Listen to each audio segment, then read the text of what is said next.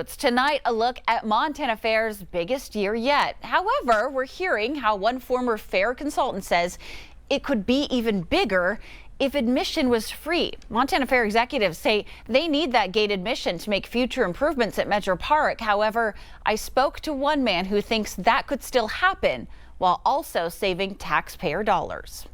On the heels of the biggest year yet. Setting records every day. It does seem like a good time to at least look into something like free admission. A former fair consultant says things could be a lot bigger. That gate charge is a big barrier to people in lower income, elderly, disabled people, as well as just people with big families. Tom Aldridge worked for the Western Montana Fair in Missoula. Free admission started at that fair in 2017, and it was a big time of changes, just like the Metro's going through now. At that time, he pushed commissioners to open the gates to fair goers for free, running an analysis to see how it could impact costs. People would keep coming back for more, and when you get through that barrier where you don't have to pay to get through the gate, you feel like you're getting a better deal, and you're probably going to spend more money on all the attractions. After that test run season, commissioners voted to keep it permanent. Pretty much every metric went through the roof. Because that year it paid off. Attendance went up by 24%,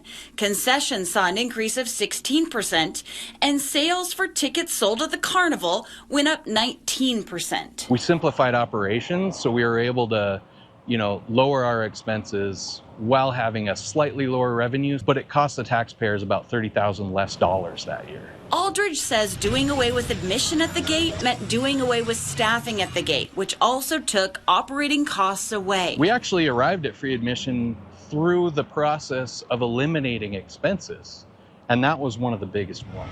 The cost of entry on a normal day at MontanaFair is about $12. Those with the fair estimate it will generate 30% of its annual revenue for the venue. And I know that overall, for the whole week, we're going to set another record as well. Which they say is good. Why change it?